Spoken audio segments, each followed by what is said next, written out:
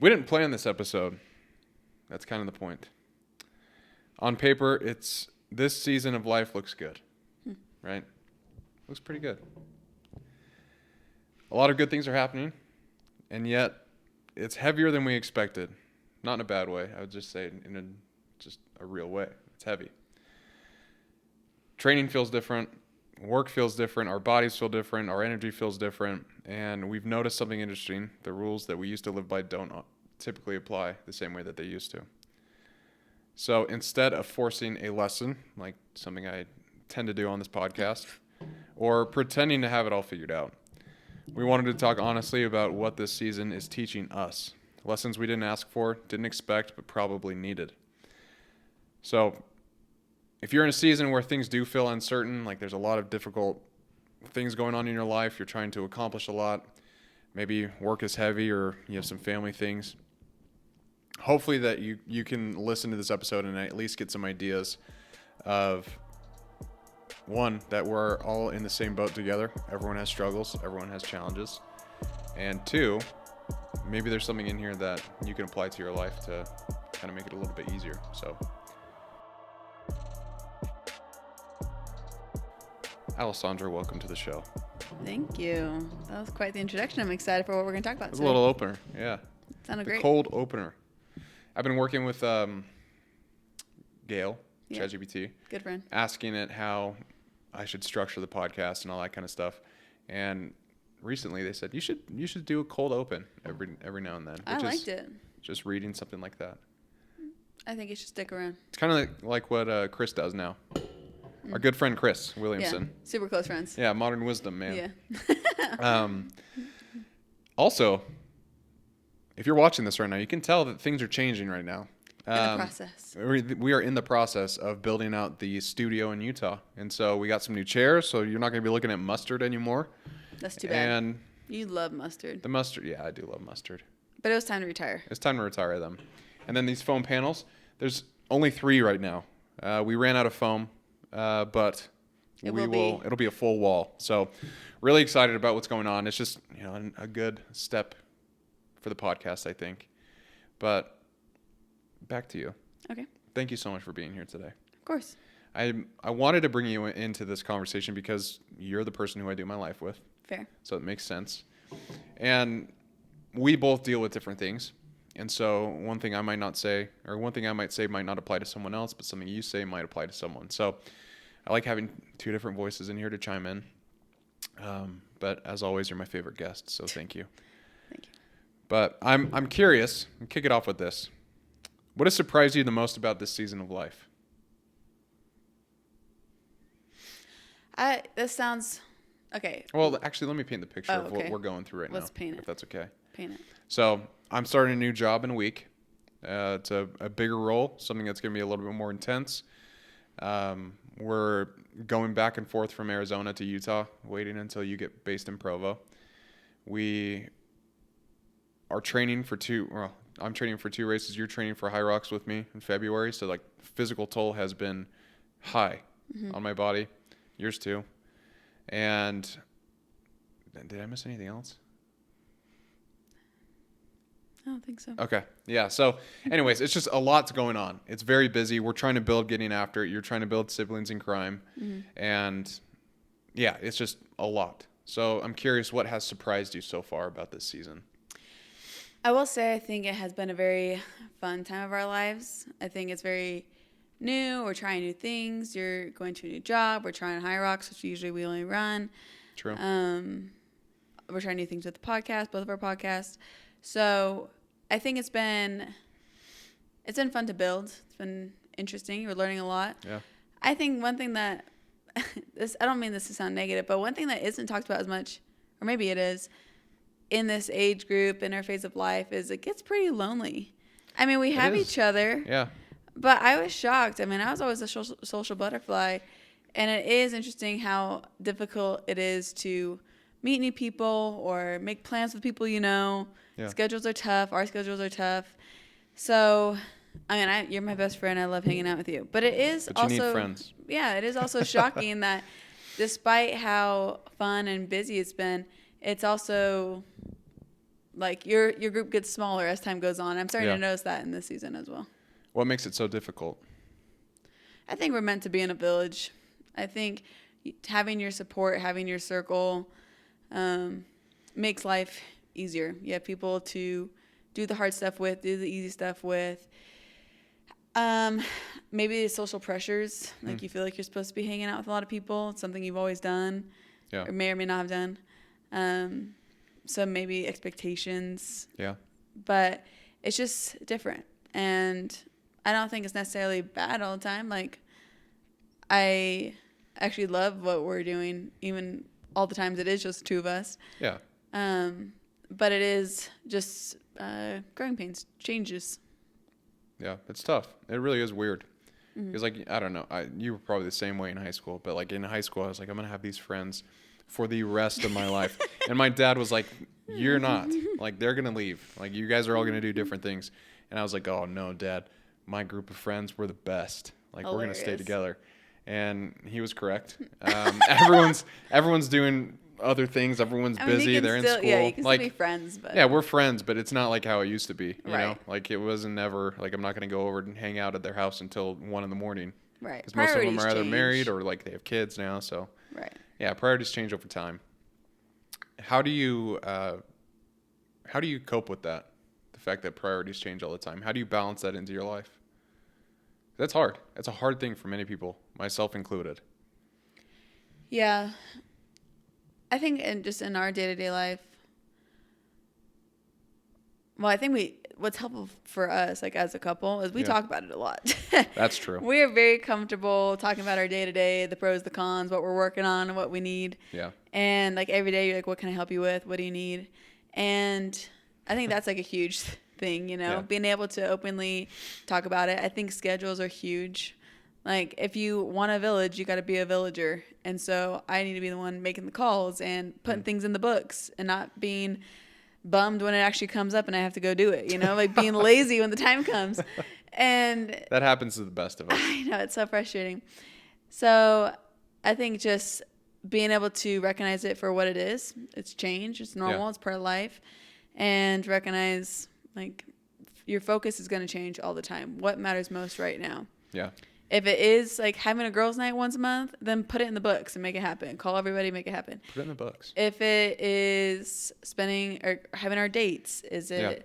whatever it may be, going on a trip? I don't know, whatever we need to prioritize. If we need one-on-one time, I don't know. So I think just being able to really take a strong look at your life, say, how am I feeling emotionally, physically, spiritually? What's lacking? And how do I make it a priority right now to be fulfilled? Yeah. Because all those little buckets need to be filled up. It's true. They do. I like what you said about just how you have to realize that it's changed. Like life has changed. And that's okay. And it is okay. Like, I mean, you and I, like it's interesting. You can look at our life from like an outsider's perspective and see how much we've changed through, these almost 4 years. We've been together for 4 years. Been together for 3. I'm married. Well, we've been together for 3 still. Really? January of 2023. My timeline's different. Okay. Okay, add 2 months. Anyways, like there's a lot that we have changed either with like ourselves, what we're doing, and it's been great. Yeah. Like change is always hard. It's hard to embrace and it's hard to be comfortable with the things that like you're not going to be doing, the typical things that you used to do. Mm-hmm. But maybe it'll be something different. Like I've always, Nice. that's terrible. I've always struggled with change. Yeah. And it wasn't really until I met you and we got married that I started learning how to adapt You had a to little do bit better. so much change. Um, Sorry. but like the story was the same everywhere I would go. Like when I went to college, I moved up there. I was depressed for a couple weeks and I was fine.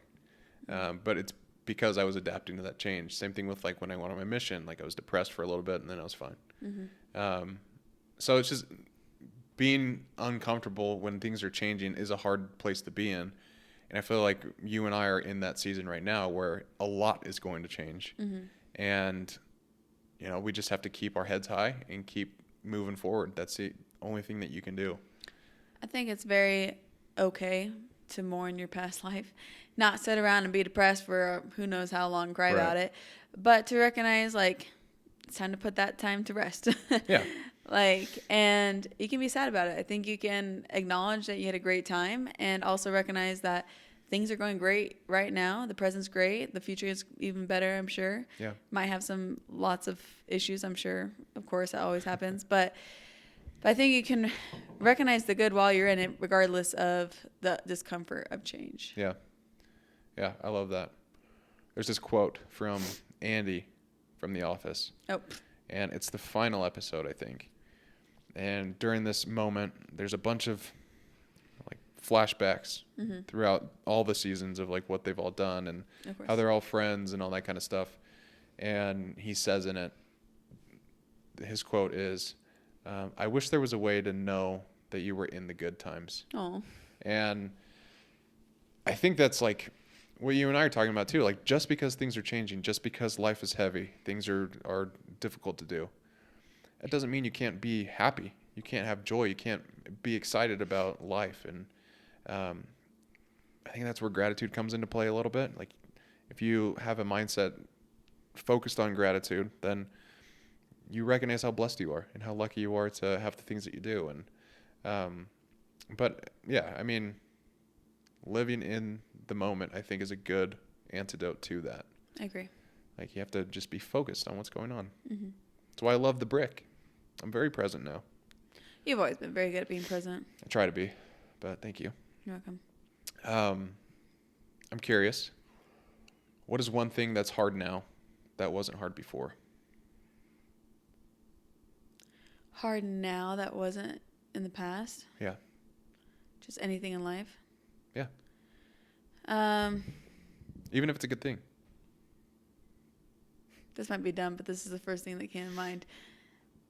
Oh, that's such a dumb answer. I was just going to say commuting. Commuting? Yeah, I know Yeah. that's like not probably what you're looking for. The reason being, I feel like in the beginning, like you do something different. I love change actually a lot of the time. Like I know change is hard for most people and it can be hard. Obviously, it depends what the change is. But in the beginning, when I was commuting back and forth between Provo and Arizona, I kind of felt like a big girl. I'm like, look at Yeah. me commuting to my new job, and I'm like, and I like love Arizona too. So I'm like, I get to go back and forth every week. This is fine. Like Arizona's nice, and Meanwhile, whatever. I'm up in Utah being like, sad. I'm sad. Wife's Too. I mean, gone. I obviously miss you too, but I was like, this is like new and exciting and different, and I felt very mature and responsible. yeah, And now it's just a nightmare. And like the thought that we have to go back to Arizona makes me want to bawl my eyes out. And I think I just want stability. I've always thought it was fun to travel a ton, be in different places all the time. And I think as I've gotten older, I've had a harder and harder time to have a desire for that lifestyle. I like stability. I want my roots down. Yeah. I want us to build a home and to feel like we belong somewhere rather than I'm always in my suitcase because I'm going so many different places. yeah. That's actually my answer was going to be traveling. Oh, really? Yeah, because like one, I have a harder time traveling, like leaving you. I'm not saying like, okay, I want to make something very clear with all the listeners here. Allie and I are not like attached to each other by the hip. We spend a lot of time together, but Because of how much time we don't spend together. yeah, because we do spend a lot of time apart. But when like I get on a plane to go to a work event, or that's basically the only thing that I'm on a plane for right That's now. the only reason you're leaving. I hate it because like then that I know I'm going to be sleeping by myself in a bed in a hotel room where it's quiet and I'm uncomfortable. I hate it. And it's just not my thing. And like I used to be the same boat, like, oh, traveling's so exciting, and it is. But I think just right now it's not something that I like doing. Yeah.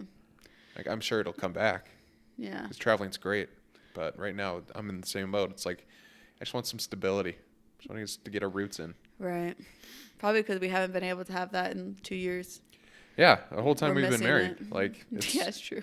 it's been difficult to actually be able to settle in because first year of marriage, you went to training, and you were gone for 3 months. I'd come visit you every now and then, and then like it was back and forth from Arizona to Provo, a lot. It's a lot. How many days do you think that we spent apart? I don't know.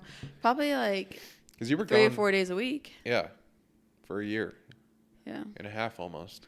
Until you came down. Yeah, that's pretty crazy. That's like a That's horrible. That's like a fourth of the year. That's bad. No, that's more than a fourth.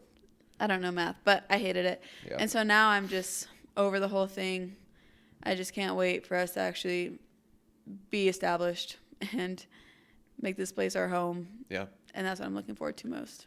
So definitely the traveling has been harder on me these days. Yeah. That's funny. I didn't know you'd have the same answer. Yeah, it's interesting. How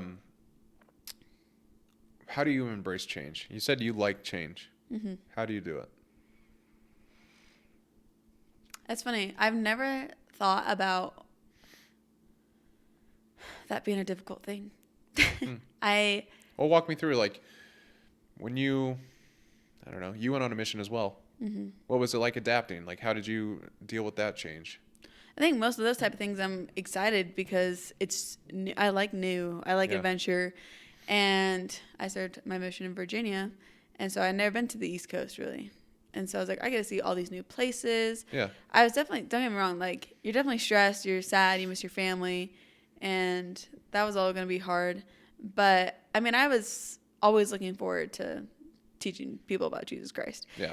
So it was kind of always like an anticipated thing for me. So when it came, I felt like finally.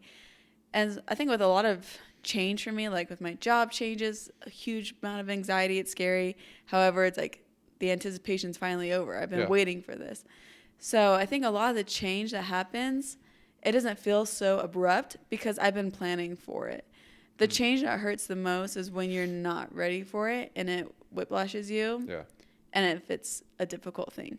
Right. If it whiplashes you and it's like the best news ever, then you're probably just stoked out of your mind. But when like the sickness comes or like a death comes, those kind of things that you can't just always plan for are the type of changes that suck so bad. You had no way to mentally be prepared and emotionally be prepared. And that's when change is the hardest. You never saw it coming. Yeah. And so you didn't know what to do. But most of the change that you can control is I'm willingly choosing those things. And so I've had that thought in my mind for weeks, months, years, however long it is. And so when the time comes, it doesn't freak me out so bad because I've imagined it so many times. Yeah. Yeah. You're very good at that. Visualizing things you're so good at. Like, I'm not kidding. Allie she'll tell me that sometimes she will daydream, but she's not daydreaming. She is visualizing something. Like when we were training for the 50K, I remember you would always tell me that when you were running and it was getting hard, you would picture yourself running in the race and that would get you through. Oddly enough. Yeah. That is such a powerful tool. See, like I wish so I could funny. harness that and use it, like visualizing anything. I had no idea that was like a thing. Not a thing, I guess, for other people. I mean, I think in moments like that when it sucks when you're running and you have to put yourself in that headspace of like, okay, this is me running in the race. I think what most people think about, because I do this a lot, is like, this sucks. I am not having a great time today. But man, it's powerful, Al. But I don't know, like in the race, like you have to finish the race. And so Race is different. I'm on the treadmill at the gym and I could stop any second and no one's going to yell at me. It's not a big deal. I don't feel shame. Still feel shame. But it's like, okay, it's a workout, Yeah. If you put yourself at the race, like, no, like I finish races. Yeah. Like, and so I'm just saying, that's amazing that you can visualize all that. that's so funny. Yeah, I never really thought about that. That helps me a ton with like job interviews when I had to go through that and different hard conversations I've had. Yeah. I've had like full-on conversations in my head and they play out word for word. When you that's and I also were really talking about creepy. marriage, I'm like, oh, I have this exact line that I'm going to pull. And it what's the came story? to pass. What's the story about when we wrote in the journals and stuff, and then we talked about it together, and then you said that, and you're like, I knew that you were going to say that. In my head for a week at least, as I just This knew. is crazy. This is such a weird story, but long story short, Brett and I were not dating very long. We were only dating for a month, and we said we love each other. Kind of weird. We're those people. We've also known each other for 10 years prior, so less weird. But hey, when you fall hard, you go. Still weird. But anyways, we said we love each other really fast. Then I went out of town for a month. I come home for 2 days, and the only thing in my head over and over is like we're gonna get married, aren't we? Yeah. Like that line over and over. We're gonna get married, aren't we? We're gonna get married. I was like, and it was like starting to like weird me out, because you and I obviously had not talked about marriage or anything. Well, then like lo and behold, a week and a half later, 2 weeks later, we were just talking about, you were telling me a conversation you had with your brother. Yeah.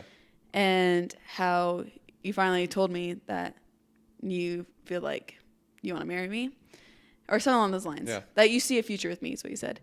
And I said, we're going to get married, aren't we? And I like pulled out that line. You're like, yeah, it looks like it. So I was like, crazy. holy frick, I'm freaking out. We literally been dating for like 2 months and we're already like saying like, yeah, we're going to get married. That's And insane. That's so crazy. it felt like it was like, okay, insert now. Like I've had that conversation in my head for weeks, ready for you to like Yeah. pull that line on me so I could say mine. It was so weird. And I think I just think about this kind of stuff all the time, and especially if I know the person well, it's easier to like anticipate Yeah. like how the conversation's gonna go. But I bet you can imagine all the conversations that I would have with you about any subject. probably Like- that's like the other day when what Like was I can it? imagine if we went to Rome and we were walking around Rome True. and Except I don't know anything about history, so I can't you do don't it have as to, well. but like you'd probably think of things that I would say like, wow, look at the Colosseum. That's where the gladiators fought. Yeah. Like, stuff like I that. love You'd the probably have on gladiators. cue. True. Anyway, sorry I interrupted you. What were you saying? It's okay because I totally lost my train of thought. I was trying to think last night. You said so. I said so. I don't know. Remember, I was like, we were hugging and I said something and you like didn't hear me and then you said the exact same thing. I was like, I literally just said that you were gonna say that. Yes. What was it? I don't know. You were in. Oh, it's gonna drive me crazy. You're gonna have to fast forward this part while we think. Yeah. Anyways, all I'm saying Listeners is want to hear you're pretty this. predictable for me. Yeah, that's fair. And you are a mystery still to me, so it's great. Good. Yeah, get a little bit of both. That's funny. Where have you had to let go of control?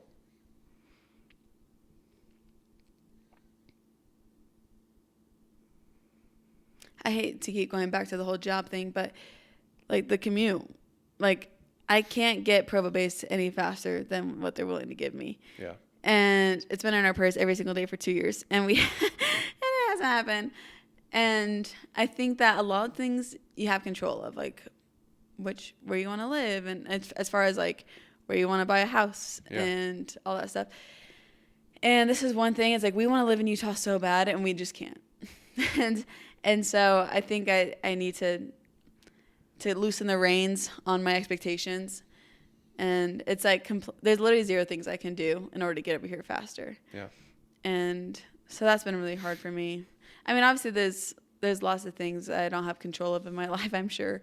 But that's the number one thing that I think is affecting us day to day that we're having a really hard time with. I think it's hard to let go of control Yeah. because you want to fight that so bad. Yeah. Like the fact that you're not based in Provo, it's like I know you, and you're thinking like, okay, well, what can I do to maybe make it happen a little bit sooner? Like, Yeah, how I'm like, can I'm going to quit. how can I make this in my favor? Yeah, not quit. I'm out of here. But like, it's tough Yeah. to let go of control.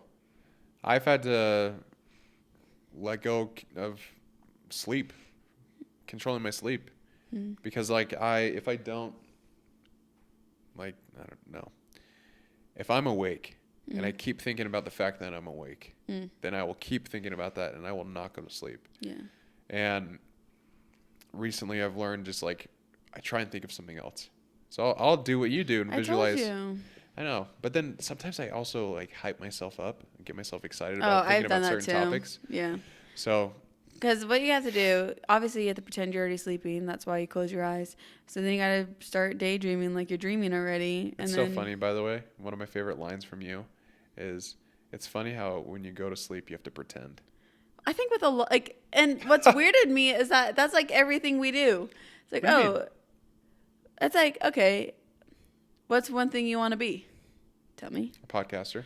Podcaster. So what are you doing all the time? Podcasting and stuff. And so it's like, if you don't have the audience you want right now, you got to treat social media like you do have the same audience that you want. Yeah. So you're posting the same type of stuff as if you had 50 million followers. So it's like, even if you're like not the professional you want to be yet, you got to act as though you are in order Yeah, to be there. that's fair. Same with an athlete. Like, okay, I want to be an ultra marathon runner, very well known, all this stuff. Okay, well then you got to start putting in the reps because like doing it now and you're nobody Yeah, is what's going to get you to be somebody one day. But it's true. I just think everything is, I guess I'm a fake it till you make it type of thing. Like you I just mean, have to be that and then Yeah, it will come to pass. I mean, have you seen that in other areas of your life? All areas of my life. I feel like everything is like, one thing, this is so bad of me. I'm like, I really want to be that housewife that is like on top of the laundry, loves doing dishes, keeps the house clean, like is the ideal wife and mom, right? That's what I want to be. You already are. So good job. No, I'm Congrats. not. I do not like cleaning. You're the cleaner. You're the cook. I don't want to be cooking and baking and be super cute like that. I'm not super cute like that. You are really cute like that. You're the cook. You're the clean. Whoa. Yes. Throwing cute around You're very cute. when I'm cooking chicken outside. Yeah. Hot. That's a dead bird. What does that mean? Oh, chicken. Chicken's a dead bird. I thought that was like a phrase. That's not cute. Yes, it is. All And right. I want to be like that. And so I have to just start doing it. I'm like, why? I just want to be a cute housewife. And I'm not going to be a cute housewife if I'm not doing all the things that cute housewives do. So. I don't know. I think you're a great housewife. You're biased. And you're cute. That's one of those things where I'm like, same with the whole grocery cart thing that we always talk about. Yeah. Like, I want to be a respectable citizen of the United States. Therefore, I put my shopping cart away after I unload my groceries. And so because I want to be known as someone who cares about other people, I do that stupid little thing. Yeah, I don't take know. care of the like shopping that one cart. is such a dumb example, but the idea being, I think a lot of times if you want to be something great, you got to do the stupid little stuff to pretend you are until you are.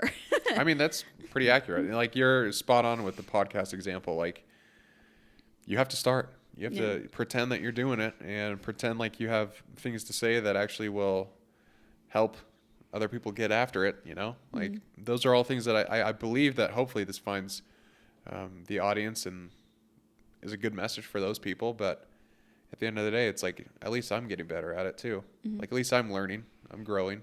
So Benefits us as a couple too. yeah. What are you learning about yourself that you didn't expect? I have a few of them for you. For me? Yeah. Oh, what the? You start. Well, I think one of the things that you have learned is patience. Patience is the first thing that came to mind, but then I was like, am I patient? I think you've gotten much better. Really? Yes. Yeah, you've gotten much better. Well, I mean, I have definitely gotten much better since I was in high school. My family will out me out every chance they get that I had no emotion regulation. Which I still haven't to this day seen. So the fact that you don't identify with them in that sense is a big win for me. Yeah. I You're for guess, sure patient, though, with, like, waiting for Provo, yeah. with me, Yeah, I think patience. waiting in general. I guess patience has surprised me. I think a lot of times patience comes just because you have no choice. Yeah. And then you learn to be comfortable in a waiting period. And that's how you so-called get better. Yeah. And I think we just we've had a lot of things we've had to wait on up until recently. Yeah. And because of that, I think you just get better at the practice of understanding that everything has a season and time. Yeah, that's true. It's hard. But thank you.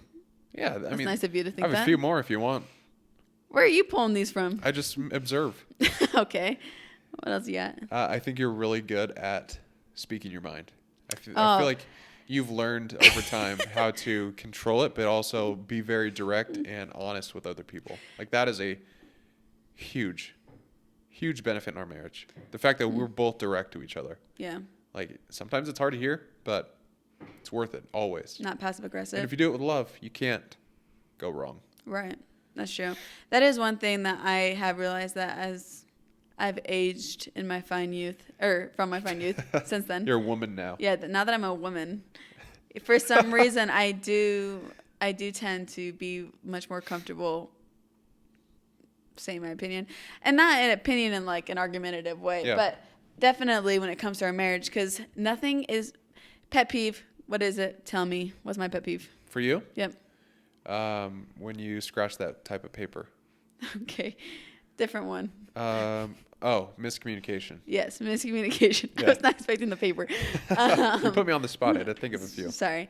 Yeah, miscommunication. Nothing drives me more crazy than a movie that the whole thing could not have, like, wouldn't have happened if they had one conversation.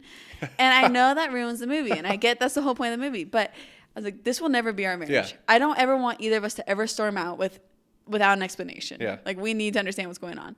Absolutely. It's And- like the movies ugh. where there's a couple, they go on vacation and the dad starts sneaking out and the wife thinks that he's cheating, Yeah. but he's actually like building a huge Surprise Valentine's present. Yeah, something like that. Yeah. And then All the kids she's are mad there. at him, and Yeah. then he's upset that he has to take down the thing, and then she runs up on the beach and is like, "You're doing this for me." Yeah, exactly. Like, yeah, I wasn't cheating on you. Yeah. And then the Miscommunication. whole time they're like had the worst vacation week ever because they just didn't acknowledge like, hey, I'm actually building you the best present ever.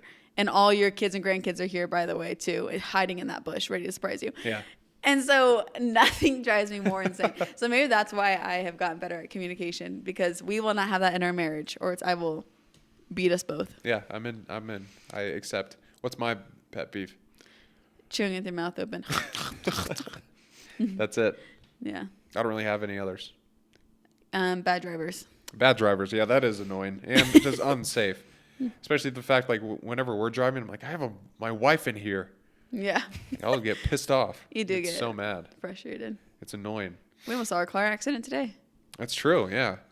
You guys got to be Idiots. safe drivers out there. Get off your phones. Come on. What emotion shows up most lately? Interesting. Which emotion shows up most recently? Go ahead. For me? Yeah. Let me think. For me specifically, Can I guess? yeah, Gratitude. gratitude. Is that what you're gonna say? Yeah, I gratitude. told you I know him pretty well. I think just like there's a lot that's going on in my life and your life that we have to be thankful for. I feel the same. And I think the biggest one for me is the fact that I'm healthy. Like, I have swimmers now. That's Mhm. awesome. Yeah, just scutting around in there. Mhm. But also the fact that, like, You have a we're able job. to. What? You got a job. I got a new job. that you're Excited excited for about. that. Like, I have a podcast where I talk about the things that are important to me. I have a deep love for my faith. Mhm. My family, like I'm so close with them. I love them. There's just so many things to be grateful for. We could spend like 4 hours here where I just talk about the things I'm grateful for. Like, it's ridiculous, but I feel like that shows up the most because whenever I'm in a season where it's really hard, I think moments like where I focus on gratitude and keep that perspective, it just helps. It helps me keep that perspective and like maintain focus on what's actually important and not get sidetracked by, other things like how much I'm making or random things like that. So sorry, my nose is so stuffy right now. Because you're getting emotional. I'm getting emotional. That's what I was gonna say for you, is that you're just very good at you're very good at looking for what to be grateful for. And that's why I knew you were gonna say gratitude, is because I know it's always been a focus in your day to day. And so Yeah. of course you're gonna see that the most, But it's been showing up a lot. which is a great thing to keep your focus on. Yeah. I would agree. I mean, I think One thing I didn't even mention Oh. you. what? Yeah, I noticed. No, I didn't notice. Really? No, I didn't Yeah, notice. you're the biggest thing I'm grateful I know, for. you say That's that all top the of time, so I list. just figured that's already there. All right, fair. Yeah, it's hard for me not to say gratitude as well, just because of all the things that you mentioned. Things are going really well for us right now, and I'm very grateful. Of course, we know it's not always going to be that way. So, and even then, you can be grateful. But I feel like I've Right. had a whole lot of love these days. I think we've been spending a lot of time with family, and we just have had some really great opportunities for us to just get closer together. Yeah. And so I've been very tender these days, I guess you can say. With good reason. Yeah. What do you think this season of life is teaching you? Well, my first answer was patience. First thought. Just because I still do think we're still in a bit of a waiting period. However, I think maybe even a bigger lesson that is being taught would be just adapting to change. Yeah. I think we knew from the start that 2026 was going to be an unpredictable year. Yeah. Yeah. Every- that was on our goals Yeah. video that we make. Every year we talk about how we did in the previous year's goals and what our goals are for the next year. And our 2026 goals were like, holy smokes. Like, Yeah. it seems as though we have no idea what this year is going to look like. And I still think that's going to come out to be correct, that we don't know what this year is going to absolutely. We have no play idea out. what's going on.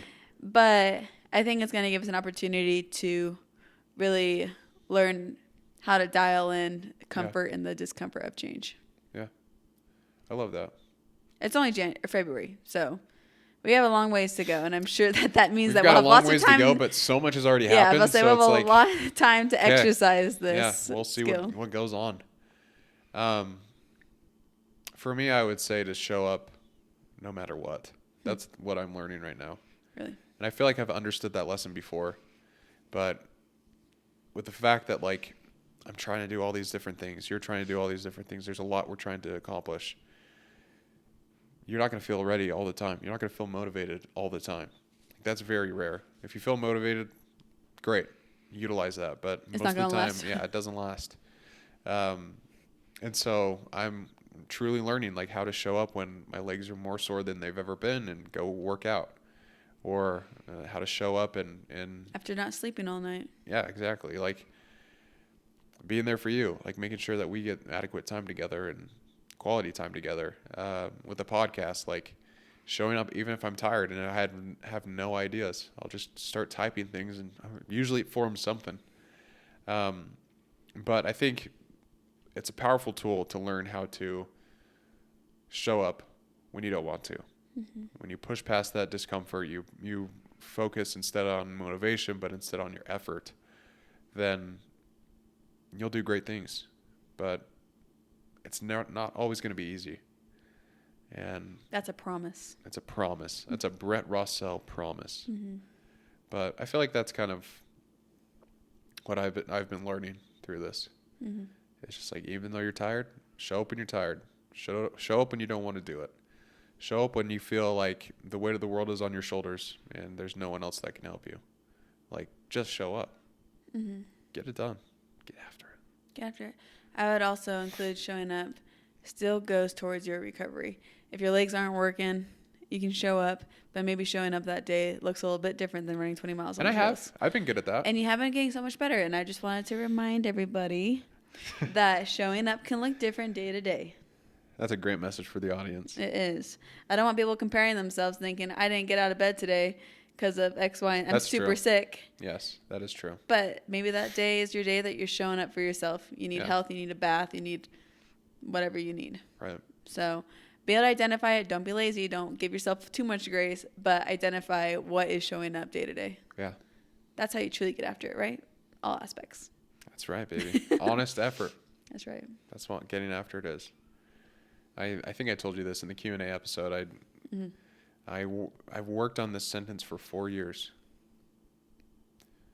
Getting after it is about honest effort and trying to become someone your younger self would look up to. That's what it is to me. And that's what the podcast is all about, That's what it's all about. as well as the mantra. The mantra. I thought you said matcha for a second. I was really confused. That's incredible. I love it. I think that's a good place to end. I really appreciate you coming on, Al. Always. Thank you for having You me. have great insights. Like, you're one of my favorite guests because I enjoyed talking to you. I love talking to you. But also, you give some heavy hitters. I don't know about that. Oh, you got some good things I to say. think everyone's got good things to say. Everyone's living a life. That means they have good things to say. That's true, which is why I want to have more people on. So if you want to be on the Getting After It podcast, you can go to gettingafterit.co on Instagram. Website's still down. We're in the process of getting that back up. T-shirts will be available once that's back online. You can DM that Instagram or TikTok as well, same @name, and put in a little inquiry to come and talk to Brett Rossell on the Getting After It podcast. That was beautiful. Thank you. That was beautifully said. Yes, and the invitation stands. I would or if love, you know somebody. or if you know someone who wants to be on and talk about all things self-growth and progression, I'd love to chat with you. Mm-hmm. This community only grows through actually becoming a community. So, I like it. anything else you want to share? I don't think so. As always, keep getting after it.